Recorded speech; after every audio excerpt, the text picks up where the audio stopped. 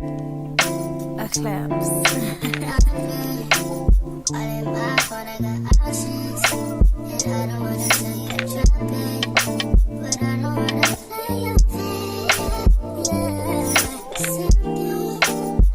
Happy Sunday, my loves. It's me, Keisha, and I am here with a brand new All Tea, All Shade Married to Medicine Season 9, Episode 2 review. Want to let you guys know that my film Paper Heart is not only available on Tubi, but it is now available on Peacock. Yes, this is such a huge deal. I'm so super excited. For those of you who have already supported, thank you so much. Support me again, child, and go stream it over there at Peacock. For any new T Squad members that don't know, I am a best-selling author, and I just produced my first feature film last year titled Paper Heart, and it has been a huge success. It stars Don from Black Ink Crew Chicago. It has had rave reviews, and now we are over on Peacock. So go and stream Paper Heart over on Peacock or Tubi. Now let's get into tonight's episode of Married to Medicine. The episode starts off with Heavenly visiting Jackie, aka Groot, at her medical practice. She says it is an emergency. It is after hours. And Jackie like, girl, what is it? And Heavenly proceeds to tell this woman that she has not had a period in 2 months. And Groot is like, okay, well, welcome over to our side. You know what I'm saying? You know, you a full grown woman now. And Heavenly was like, girl, no, I might be pregnant. And even Groot is looking at her like, girl, if you don't get somewhere, get out my face with this stupid shit. So, Heavenly proceeds to tell Jackie that she just has been extremely tired and she hasn't been in the mood for sex. And when she does, you know, she's kind of dry down there, but she's still been giving daddy head. You know what I'm saying? Because that's what daddy like. Oh, God, I never need to hear that again in my life. And so Jackie was basically like, you're probably perimenopausal. We need to, you know, take your blood so we can see how much estrogen and testosterone you need to get you back leveled and everything. And Heavenly is just not prepared to be menopausal. She is just still stuck on being a city girl because she's from Miami. And I'm like, girl, you are, nothing about you is a city girl. You are a suburbanite. I need for you to have several. So then we see Toya visiting Contessa at her home. And I believe she pulled up in a sky blue Porsche. The car was bad as fuck, I gotta admit. One thing you gonna get from Toya is gonna floss, honey. She is gonna floss. So she comes with her 2 boys. And Contessa's daughter gonna tell them, so, oh, that's the evil one and the nice one. And I was like, well, at least she know. That little girl don't care about what she say. So Contessa and Toya sit down and they chit chat. And Contessa was like, girl, so what we gonna do about you and Anila? Because she really wants to be your friend. And Toya was like, you know, we're just stuck. And I just know I'm not gonna be the one to go to her. And I'm like, oh, girl, y'all so silly. So Tessa was like, well, you know, y'all probably just need time apart. You know, me and Heavenly had to take some time apart. You know, we haven't talked in months. She really hurt my feelings because I'm like, why you running down my relationship with strangers? And then they show the clips once again of Dr. Heavenly on her YouTube channel talking about Contessa's marriage. Now, based off what Dr. Heavenly said in her interview with ET Entertainment Tonight and with her recent interview with Carlos King on his podcast, she ran everything down. Now, y'all know I don't even like Heavenly as a character on this show, but I believe her. I 100% believe her when she says that after the reunion, she and Contessa were fine. They were still talking on the phone. Contessa was still crying to her, complaining to her about Scott. And she just got so tired of hearing it that she finally said to her one day, do you mind if I give you some advice? Contessa said yes. And she told her, if you ain't gonna lead the man, then shut the hell up. Shut the hell up and deal with it. You know what I'm saying? She said that Contessa got the hooping and hollering. And then she was like, you know what? I'm just going to take some time to work on my marriage.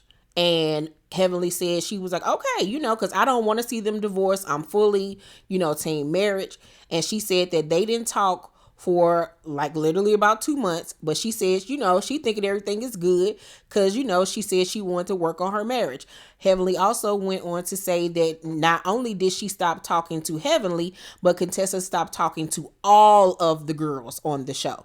And she said a week or two before filming, they had a Laura's birthday party, and Contessa came, and she was telling Heavenly how, they're good and everything. They're taking pictures. Everything is all good.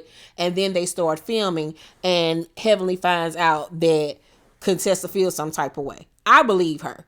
And I believe 100% that Contessa is trying to use Heavenly as a storyline, so we no longer will focus on her and Scott. And we all remember how crazy and shitty that was in season 8, because that man, he was downright diabolical. And I think she's trying to, like I said, negate from that and focus on Heavenly as a storyline. And like I said, y'all know I don't even like Heavenly like that, but I 100% believe her when it comes to this whole Contessa shit. And that's fucked up. That's fucked up as hell, because you could hear the pain and the hurt in Heavenly's voice when she talks about this, and that she is truly blindsided by Contessa's behavior, because she really truly thought that they were good friends in real life. Toya in her confessional basically was on some, about time. Like, Contessa finally sees that Heavenly is a snake. You cannot trust that bitch. Now, I will say that, yeah, there's a lot of things that you cannot trust Heavenly with. You cannot trust Heavenly not to talk about you and say something slick. But like I said, I honestly do believe Heavenly in this case. We then see Anila at home juggling, being a stay-at-home mom and an influencer, even though she has a nanny, but okay. And then we go over to Quiet's house and her adjusting to being a guardian now to her nephew Mason, who I am obsessed with. I need a Quiet and Mason show, because I get my life every time they come on screen. Mason is just the cutest little thing, and he is just grown, honey, and gets the girls together. So Quiet is taking him to school, and they're late, and Mason was like, I don't like the bus. Quiet was like, well, I'm your morning transportation and the bus is your evening transportation. He looked at her and said, I don't like the bus. Like, I don't give a fuck about what you talking about, lady. And she was like, why not? And he was like, because they be on there yelling. They be on there acting like maniacs. And Quiet was like, well, do you try to tell them, to quiet down? I do. And she was like, well, what they do? They just keep on yelling. You cannot tell me that boy has not been here before. He got an old soul. He is just a little grumpy child, and I just live for Mason. Like, I really do want to see a spinoff with Quiet raising this little boy, because he is absolutely hilarious and just the cutest little thing ever. Heavenly has opened her first beauty supply called Heavenly Beauty. Her and her daughter run it. I think that was a genius idea. And she has like a salon in the back that she's opening up as well. She had a soft launch, but now they're going to do the grand opening party. So she's planning for that. We then see Simone, Cecil, and their son Miles and his girlfriend Andrea have dinner together. So Miles and Andrea have been together for a year and a half. She's of Asian or Chinese or Japanese descent. I don't know. They make a look cute little couple. They look like they like Dungeons and Dragons and Harry Potter and Games of Thrones type of shit. I like them together. I think that they're really cute. I need a man that's gonna love Game of Thrones as much as I do, cause I'm a Game of Thrones. But anywho, they really like her. She fits in. She seems like she's a confident young lady, very smart, and holds him accountable. And we also learned that Simone and Cecil are writing a couples book about their marriage and how, they met, the hard times, how they were able to rekindle their love and romance and avoid divorce and everything. And I think that their book is really going to be a really good book and a really good story to tell. I actually think that Jackie and Big Country should write a book too as well. How to come back after cheating. What led him to cheat on Jackie? What was she doing that she could have worked on, and vice versa? So I'm looking forward to Simone and Cecil's book. I will be buying it because I want to read it. So we see Anila and her husband's nanny, Miss Gomez, getting the kids prepared to bed. The little boy don't want to go to sleep. He run off crying and stuff like a little spoiled little old baby. And Anila and her husband come home from a night out, and Miss Gomez surprises them with dinner. And so Anila sit down with her husband. It's like, she want to raise. She want to raise, don't she? So she even asked the lady, like, you want to raise, girl? And she was like, I mean, that would be nice, but no, that's not why I prepared this dinner for you guys. I prepared this dinner because I'm leaving. And it goes silent. And Anila and her husband like, leaving, going where? Where you going? She was like, to Houston. And they were like, okay, well, how many days you gonna be gone? And she was like, no, like, I'm moving back to Houston. I have a house there. I have my grandchildren there. It's time for me to go back. And Anila and her husband are sitting there like deer in headlights. And they are completely stunned that this old woman is deciding to go be with her family. And Anila talking about you can't leave us. I don't know what I'm going to do. How am I going to find someone to understand my kids the way you do? You've been here from the beginning. Everything that she said is about I. Like, no consideration that this is an older woman who has a family of her own that she wants to tend to. She has a home that she needs to tend to. Like, she just not going to stay there for the rest of her life taking care of your family. Like, she and her husband were so fucking selfish in that moment. I could not believe them. That everything was about I, me. What are we gonna do? Bitch, you ain't doing that much that you cannot tend to your fucking kids. You have 2 children, ma'am. Women do it every fucking day. You work from home. You're vlogging from home. So when the kids are at school, bitch, do your work then. And then when they get home, you tend to your kids. It's not that fucking hard. It's not that fucking hard to be a disciplinarian instead of you relying on somebody else to raise and take care of your children. Like, I just could not believe them. Like, girl, no. And she was like, is there anything that we could do to change your mind? And the lady was like, no. Like, the fuck? Like, I would have really felt some type of way. Like, I have been here for y'all, helping y'all raise y'all kids. And I tell y'all that, I'm done. It's time for me to go. And y'all can't be understanding of that and wish me well. Everything is about what we need. That is a slap in the face to that lady. Ugh, that was disgusting behavior to me. So it's the day of Heavenly's grand opening for her beauty supply.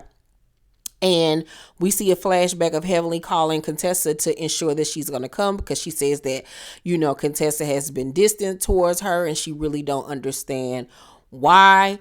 And then we see Contessa, Simone, and Toya in the car riding to the event together. And Contessa was like, at some point she wants to talk to Heavenly, but, not that night. She's just going to come to support, and that be that. Simone in her confessional was like, I understand fully well why Contessa don't want to fuck with Heavenly anymore, because Heavenly apologize and say she not gonna do it no more. The next thing you know, she back on Twitter or on YouTube talking shit about you, and you get tired of it. And Toya was like, she needs to be held accountable. Now, what I can say is I agree with them 100% that Heavenly need to stop talking about people, because if I was a part of the cast, I would have been popped Heavenly in her fucking mouth. And she has made it abundantly clear that she is not a fighter and she ain't gonna fight nobody. So if you ain't gonna fight nobody, you need to shut the fuck up and watch what you say to people. Watch what you say to fucking people. I 100% agree with all of them when it comes to the fact that she wrong as hell with the shit that she be saying about them on social media. But I also, like I said, do feel like Contessa is full of shit with her reasoning for not wanting to talk to Heavenly. Everybody starts to arrive. She has a red carpet outside. Dr. Damon arrived. I love Dr. Damon. I live for him. He is so excited and happy for his wife. In his confessional, he says, I think it's smart for Heavenly to start a business. She says she wanted to do something outside of dentistry. I thought it was a natural fit. I'm like, let's go for it. I'm just proud.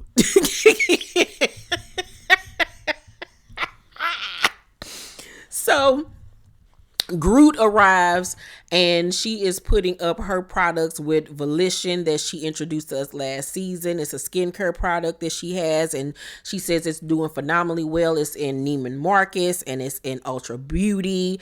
And I noticed that Bravo did a third line, which is a term for when you see a title at the bottom of the screen promoting Volition.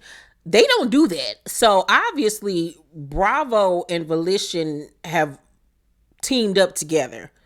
And because they do not promote other their housewives, brands, they don't do that. So obviously Bravo has a stake in this Volition thing, which I found to be very, very interesting. So one of Heavenly's first contracts is with this guy named Jen from Miami, who owns like 25 different funeral homes, and she's contracted now to be their supplier for wigs for the deceased, which is a genius idea that's going to bring her tons of money. And she introduces the guy to Damon and Heavenly and Quad, and Nikki Natural from Loving Hip Hop Miami is there. Remember her? She was the girl that was dating Trick Daddy and got into it with Trina and all the girls. She's there. She's modeling for Heavenly. I must say, I hated that wig on Jackie's head. But as soon as Nikki Natural heard 25 funeral homes, she was on that man like white on rice. She did not give a goddamn that he looked like Curtis Mayfield. She didn't give a goddamn that he looked like one of the goddamn Temptations or the Delphonics. That man was country as hell, but she saw dollar signs, and I ain't mad at it. She threw that pussy on that man so damn fast. She was like, "You married?" He was like, "I'm not." She was like, "Well, hello, how you doing?" That girl don't give a fuck about no face. She is going for the bag. And he was like, "Well, I'm gonna have to give you my number before I leave." And I'm like, "I bet you will, old man." Contessa, Simone, and Toya arrive, and when they get there, Contessa finds out that there's going to be a fashion show and that Groot and Quad and Anila will be in it, and she feels some type of way. And I'm like, why? Why do you feel some type of way? You haven't even been talking to her. You saying y'all have issues. You was in the car talking about some, I just want to get in, get out. Don't want to stay that long. But now you mad because she didn't ask you to be in the fashion show. And she even mentions it to Heavenly Thompson. So only your friends was asked to be in the fashion show. Like, girl, like that's how you know that she full of shit. That she's full of shit. Do I feel like she felt some type of way about the things that Heavenly said about her on social media? Yes. But is that the sole reason for why she's coming back this season feeling some type of way towards Heavenly? Absolutely not. Because like Heavenly said, she had came on my YouTube channel after I did that video when I said what I said. So like make it make sense. Like I said, I feel like she's using Heavenly as a storyline so people won't focus on her and Scott's marriage. So the fashion show begins. It's cute. It's funny. Heavenly get her ass out there dropping it like it's hot in front of everybody, looking like Allura 50 years later. And Dr. Damon gonna talk some, that's how you drop it.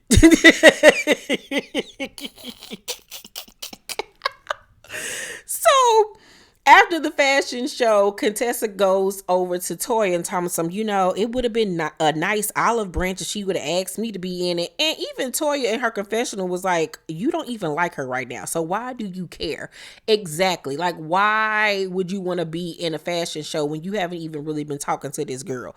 Make it make sense, Contessa. Get the fuck out of here with this stupid ass shit.